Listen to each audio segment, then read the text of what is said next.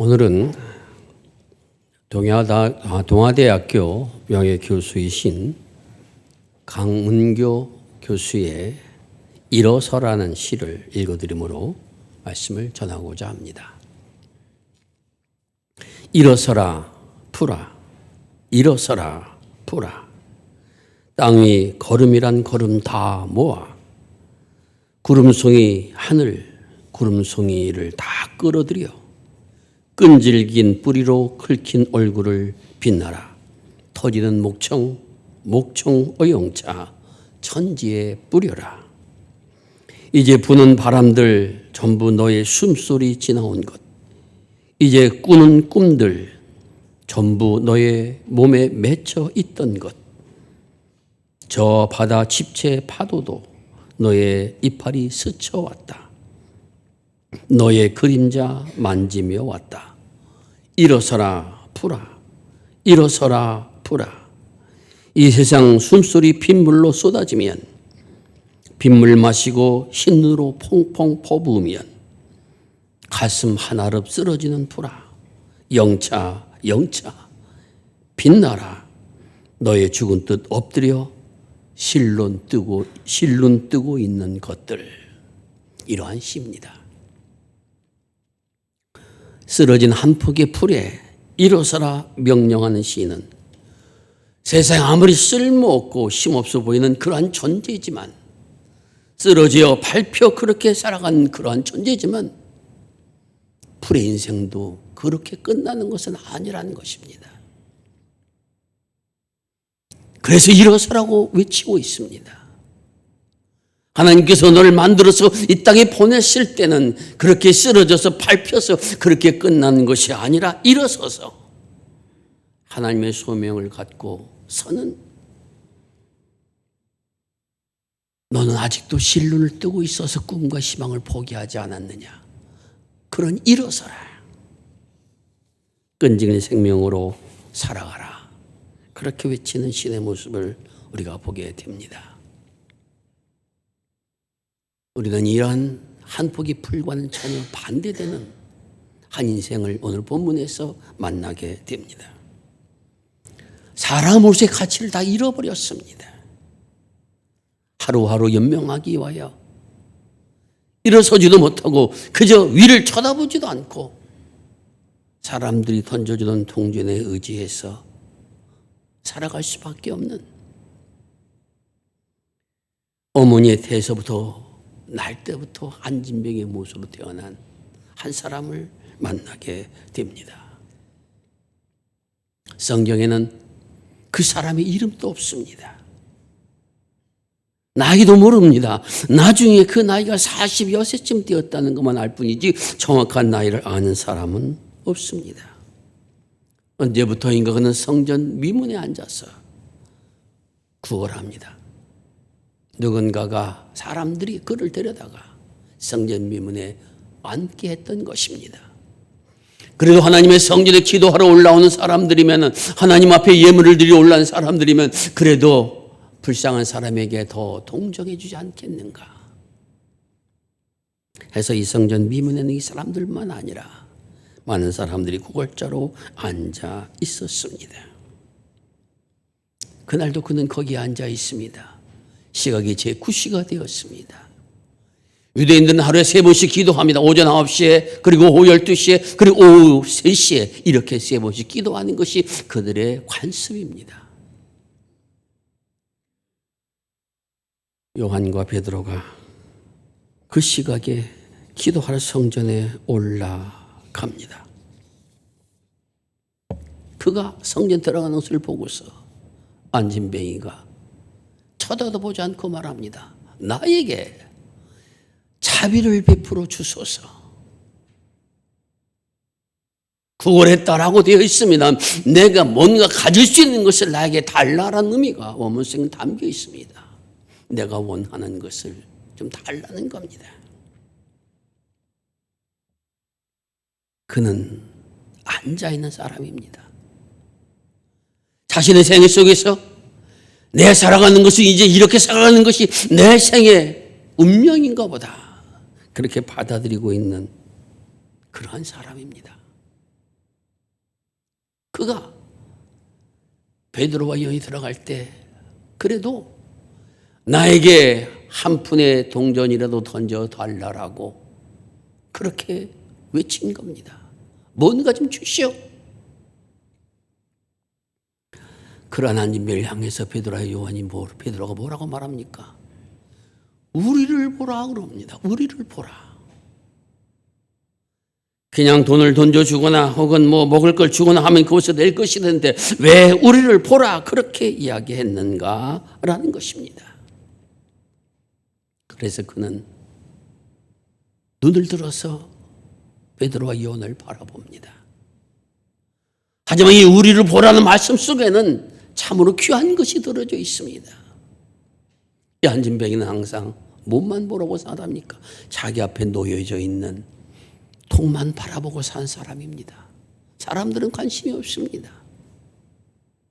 저 사람이 부자일까 혹은 아닐까 이런 것만 판단하고 그의 발걸음만 보고서 저 사람이 내게 돈을 줄 것인가 안 줄 것인가 하는 거기만 기회를 구했는데 그것이 아니라 베드로가 말하기를 우리를 보라 말합니다. 여기 우리를 보라는 것은 그가 보기 위해서는 어떻게 됩니까? 안진뱅이만 앉아 있습니다. 그럼 어떻게 합니까? 고개를 들어야만 그를 볼 수가 있습니다. 위를 보라는 겁니다. 다른 세계를 보라는 것입니다. 오늘 베드로와 요한이 그렇게 말하는 의도가 이 말씀 속에서 우리가 다시 한번 깊이 들어야 될 것이 있습니다. 하나님의 사람들이 세상 살아가는 동안 가장 귀하게 여길 것은 위를 볼 수 있는 그러한 사람이 되어져야 된다는 가르침이 이 속에 담겨 있습니다. 베드로와 요한도 갈릴리에서 고기를 잡는 사람이었습니다. 예수님께 가르치실 때 그 가르침에 놀라 주님을 따라다녔습니다. 하지만 이들의 목적은 뭐였습니까? 우리도 예수님처럼 많은 사람들에게 어떤 칭송과 이런 걸 받는 그러한 것보다 그들이 원하는 자리는 어떠한 것입니까? 주님이시여, 당신이 예루살렘에 들어가시거든 오른쪽 자리 왼쪽 자리 내게 주십시오. 야고보와 요한 형제 이렇게 얘기했습니다. 베드로는 이런 요구를 보면서 화가 났습니다. 얘네들이 나보다 먼저 선수 쳤다 생각한 겁니다. 베드로도 그럼 자기도 그런 자리를 탐하고 쫓아다녔다는 것을 알 수가 있습니다. 땅의 것을 보는 사람들이었습니다. 그러던 그들은 예수님께서 십자가에 돌아가시자 자신의 생업으로 돌아버리고 말았습니다. 이제 더 이상 주님 앞에 기대할 것이 없다라고 판단한 겁니다. 그래 다시 옛날로 돌아가서 먹고 살기 위해서 어부에만 살아야겠다고 생각했던 그들이 다시 예수님을 만나서 부활하신 주님을 만나서 능력의 생으로 변화받고 이젠 죽음을 두려워하지 않고 복음을 전할 수 있는 사람이 된 그러한 우리를 보라라는 것입니다. 부활하신 주님을 만났고 하나님의 능력을 얻는 자가 되었으니 우리를 보라. 너 자신도 이와 같은 은혜를 받을 수 있음을 알라라는 가르침이 그 속에 담겨져 있습니다. 그 말씀을 들었을 때 앉아있는 뱅이가 그것을 알아들었을 수는 없을 것입니다. 이상하게 여겨졌을 것입니다. 하지만 우리를 보라고 할 때 적어도 지금까지 이렇게 말한 사람이 없으니까 나에게 더 많은 돈을 주지 않겠는가? 아니면 더 귀한 것을 주지 않겠는가? 라고 생각하고 있어요. 그때 베드로의 말이 떨어집니다. 은과 금은 내게 없으나. 베드로가 무슨 부자여서 은금을 가지고 다니 그런 말을 하는 것이 아닙니다. 은과 금은 없다는 이 말이 가지고 있는 뜻은 나는 너에게 지금 줄 수 있는 돈이 한 푼도 없다라는 겁니다. 여러분, 그 말을 들은 이 안진뱅이의 얼굴 표정이 어땠을까요? 되게 기분 나빴을 것 같아요. 그리고 실망했을 것 같아요. 아니 우리를 보라고 해서 쳐다보면 좀 더 많은 걸 줄 줄을 기대했는데 주기는커녕 난 돈 없다 이렇게 말한 겁니다. 그러니 아마 그의 얼굴 속에 실망과 모든 기대가 사라져버리는 그러한 이상한 마음이 순간 들었을 것입니다. 그런데 그 말이 떨어지기도 전에, 그가 생각이 다 마무리 되기도 전에 베드로가 이렇게 말합니다. 은과 금은 내게 없지만 내게 있는 것으로 내게 주노니 나사렛 예수 그리스도 이름으로 일어나라. 그리고 그의 손을 잡습니다. 일으켜 세웁니다. 그러자 그의 발과 발목에 힘을 얻고 일어나지게 되었다. 이렇게 성경은 우리에게 분명하게 전하여 주고 있습니다. 그런 후에 그는 어떻게 됐습니까? 저 같으면은 베드로님 고맙습니다. 요한님 감사합니다. 그렇게 해야 마땅하지 않습니까? 자신의 손과 발을 새롭게 힘을 주어서 일으켜 세워주신 분이신데 그 앞에 나가서 찬양하며 경배하는 것이 마땅하지 않습니까? 적어도 감사는 표현되지 않습니까? 하지만 그는 그렇게 하지 않았습니다. 그냥 뛰어다닙니다. 성전에 같이 들어갑니다. 누구를 찬양합니까?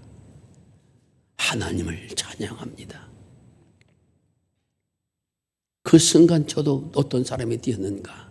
위를 보는 자, 하나님의 능력을 체험한 자, 하나님의 은혜를 경험한 사람이 된다는 것입니다. 이것이 베드로와 요한의 능력이 아니라 하나님의 역사라는 사실을 깨닫는 자리에 서게 됐을 때 그는 하나님을 찬미하는 자리에 서게 됐다는 것을 우리에게 말씀하여 주고 있습니다. 이것을 보고 거기에 있던 모든 사람들이 다 놀라워하고 신기하게 여겼다라고 성경은 전하고 있습니다. 사랑하는 성도 여러분, 이 기적의 이야기는 단순히 안진뱅이를 고친 주의 사역만 하는 이야기가 아니라는 것입니다. 이 이야기는 오늘도 안진뱅이와 같은 그런 사람들을 일으켜 세우시는 하나님의 역사가 계시다는 사실을 우리에게 전하고 있는 그런 이야기입니다. 베드로와 요한도 안진뱅이와 같은 사람이었습니다. 요한복음 20장에 보게 되면은 예수님이 무덤을 찾아간 마리아가 베드로와 요한에게 말합니다. 예수님의 시신이 보이지 않습니다. 그 말을 듣자마자 베드로는 달려가고 요한도 달려가서 무덤을 확인해 보았습니다. 예수님의 시신이 보이지 않습니다. 그럼에도 불구하고 그들은 예수님이 다시 살아날 것이라고 하는 사실을 믿지 못하고 그렇게 돌아가 아까 말씀드린 것처럼 고기를 잡는 어부의 모습으로 돌아가 버리고 말았다는 것입니다. 이러한 모습들이 안진뱅이의 모습입니다. 주님께서는 그런 안진뱅이에게 찾아오셨습니다. 문을 닫고 두려워하는 제자들에게 찾아오셔서 성령을 받아라 하며 숨을 내주시고 그들 부활의 자리로 이끌어 주셨습니다. 그제서야 진실로 주님께서 부활하셨고 나에게 나타나셨고 나를 일으켜 세웠다고 한 놀라운 능력을 체험하게 되었고 성령의 역사가 내렸을 때 베드로와 요한 더 이상 낙심한 사람이 아니었습니다. 앉아있는 사람이 아니었습니다. 박해의 자리에서도 주님의 복음을 전할 수 있는 능력의 사람으로 변화되는 그러한 역사가 일어나게 된 것입니다. 두려워서 문을 닫고 도망가는 그러한 사람들이 아니라 이제 주님이 살아나셨으며 나에게 이런 능력을 베풀어 주셨으며 나는 이제 죽음을 두려워하지 않고 주님의 복음이 나를 살리셨다라고 하는 그 복음은 생명이며 나로 하여금 영원한 나를 인도하는 복음이라고 하는 나의 삶의 새로운 능력과 권능을 베풀어 주신 분이라고 하는 우리를 죄와 죽음의 권세에서 세워주신 분이라고 담대히 말할 수 있는 사람으로 일어서는 자가 되었다라고 하는 것을 우리에게 말씀하여 주고 계십니다. 그러므로 이 이야기는 한 치유의 이야기가 아니라 베드로와 요한을 살린 이야기이기에 그들은 우리를 보라고 고백한 겁니다. 우리를 보라. 우리 너와 같이 삶의 희망을 잊어버리고 어두운 데 갇혀서 불안에 떨고 사는 사람들이었는데, 그저 먹을 것을 먹기 위해서 다시 업으로 돌아갈 수밖에 없는 사람들이었는데, 주님을 만나서 새로운 인생을 살아간다라고 하는 거, 나를 왜 부르셨는가 하는 것을 아는 자리에 나를 세워주셨기에 나는 이제 당당하게 하나님의 복음을 전하는 그 사명 감당한 사람이다. 그 주님을 안진뱅이도 만났고, 그는 일어서서 찬미하며 하나님 앞에 영광 돌리는, 이 서서 뛰면서 돌아다녔다는 겁니다. 그런 사람으로 변화된 이야기를 우리가 듣고 있습니다. 그러므로 이 이야기는 우리를 향한 말씀이기도 합니다. 모태로부터 한진뱅이로 40년 구간을 살아왔던, 나는 아무런 가치 없는 인생을 살아갔다고 한 사람들을 일으켜 세우듯 주님께는 지금도 일으켜 세우기 위하여 우리에게 찾아오시는 분이시라는 것을 말씀하여 주고 있습니다. 세상을 살아가노라면 예기치 않은 어려움들 우리 앞에 놓여질 때가 많이 있습니다. 사업의 실패로, 자녀들의 반란으로, 또한 질병으로, 우울증으로, 괴로움으로, 가족 간의 불화로, 여러 가지 그러한 것들이 우리를 자꾸 주저앉힙니다. 자리에 눕게 합니다. 그리고 자꾸 다른 것에 마음을 빼앗기게 합니다. 오늘 말씀은 이렇게 말합니다. 이런 사람들은 이러한 때는 하나님의 이름을 부르고 나아갈 때라고 하는 것을 우리에게 말씀하여 주고 계십니다. 일어날 때라고 하는 것, 다시 올 때라고 하는 것, 주님을 차지할 때라고, 말씀 앞에 서야 할 때라고 하는 것을 우리에게 말씀하여 주고 계십니다. 주님께서는 안진뱅이 있던 사람을 고쳐주셨듯이 지금도 우리와 함께 하셔서 역사하여 주시는 분이십니다.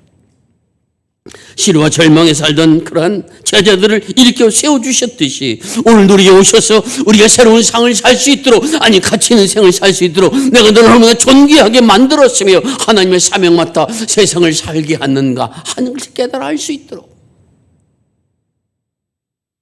다른 사람에 의해서 내 가치가 판단되는 것이 아니라 하나님께서 나를 가장 귀하게 여기셔서 지금도 이끌어 가고 계시면 알게 되는 역사가 이루어진다라고 하는 것을 우리에게 주님 말씀하여 주고 계십니다. 사랑하는 성도 여러분, 때로는 삶에 지치고 힘들어서 모든 것을 놓고 싶은 때가 있습니까? 한지 시간 그런 마음 가진 사람이 있습니까? 주님, 나를 일으켜 세워주소서. 주님, 나의 가정을 일으켜 세워주소서. 주님, 사랑하는 이 흑석동교회를 일으켜 세워주소서. 주님, 나의 기업을 일으켜 세워주소서. 나도 기뻐 뛰며 주님을 찬양하며 경배하는 이 은혜를 더 맛보길 원합니다. 주저앉은 자가 아니라 일어서서 하나님을 찬양한 자가 되기를 원합니다. 주님 앞에 나아가 기도하는, 부르짖는 그러한 믿음의 은혜가 우리 모두에게 임할 수 있기를 바랍니다. 주님 말씀하십니다. 수고하고 무거운 짐진 너여 내게 오라. 병들었느냐? 불안하냐? 의기소침했느냐? 다른 사람이 나를 알아주지 못하는 것 때문에 슬퍼하느냐? 내게 오라. 내게 배워라. 내게 부르짖으라. 그러면 내가 너를 일어서게 하리라. 내 생을 살아갈 수 있도록 내가 너에게 힘을 주리라. 힘들고 어려운 이 순간 여러분의 마음속에 주의 음성이 들려질 수 있기를 주의 이름으로 축원을 드립니다. 기도하겠습니다. 아버지 하나님, 주님 앞에 나와 말씀을 드리며 그 말씀 마음에 담을 수 있도록 인도하시니 감사를 드립니다. 이제 내 속에 주저앉고 낙심한 모든 것들을 벗어버리고 부활의 능력으로 일어서는 자가 되기를 원하여 주를 바라봅니다. 주님 찾아와 주시옵소서. 말씀으로 찾아와 주시옵소서. 능력으로 역사하여 주시옵소서. 일어나 주를 찬양하는 자리에 설 수 있도록 은혜를 허락하여 주옵시고 하나님의 성호를 찬양하며 살아갈 수 있는 믿음의 생명들로 우리를 회복시켜 주시옵소서. 우리의 가정을 세워 주시옵소서. 우리의 교회를 세워 주시옵소서. 하나님의 영광을 드러낼 수 있는 찬양소리가 높아지는 제단 되도록 은혜를 더하여 주시옵소서. 하늘의 영광을 맛본 축복을 우리 모두에게, 우리 모든 성도들에게 허락하여 주시옵소서. 우리 구주 예수 그리스도의 이름을 의지하여 간절히 기도드리옵나이다. 아멘.